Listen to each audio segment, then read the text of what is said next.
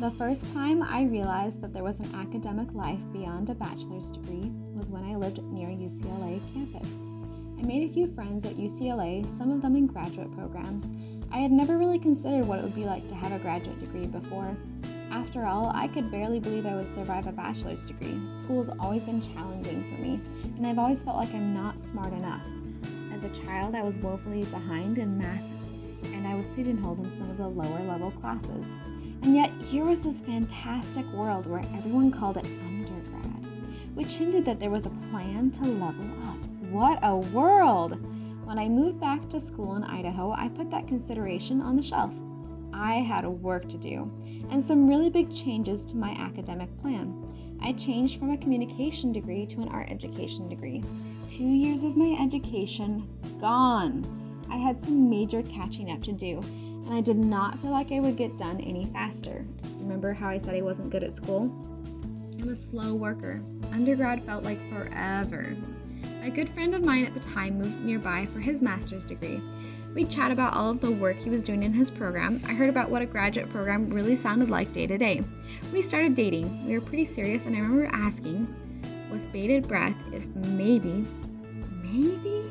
I could get a graduate degree down the road. What did he think about that? I had a long time before I finished my bachelor's, and who knew, maybe I would have kids and life would look different.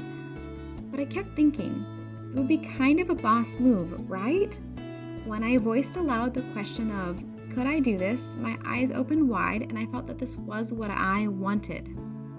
He was okay with it, but that didn't end up mattering because I broke up with him when he moved away. I finally finished my bachelor's degree. It took me a few years, but I was so proud of myself. BYUI placed me as a student teacher in Las Vegas, but I was so broke that I couldn't afford to leave. So I found the first job I was offered.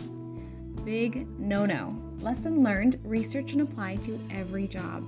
I had crazy students. They choked each other out in my class, yelled and cursed at me, and I almost got a concussion when a student slammed a metal door into my face. I quickly found a new job where the students were sweet and loved art and listened to me. My new job was good, but I wanted to leave.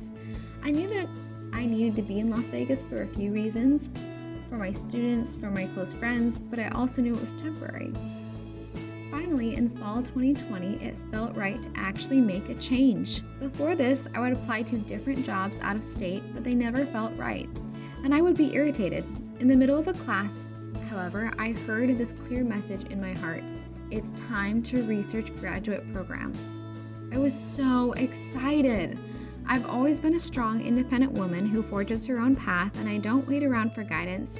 I just go and I do it. Then I find out later whether my actions were spiritually guided or not, but this was the first time in my life I had ever received such a specific direction. I was so happy and also nervous. I researched like crazy. Every night after work, I'd spend hours researching.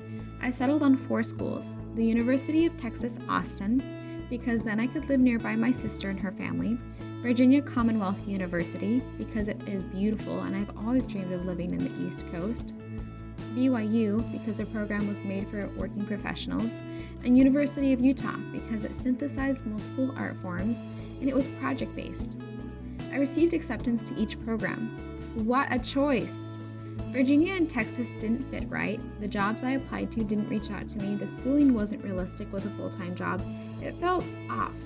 Then it was between BYU and the U, but I really didn't want a program that felt similar to my undergrad, and I was done navigating the honor code at BYU, and the U just felt right.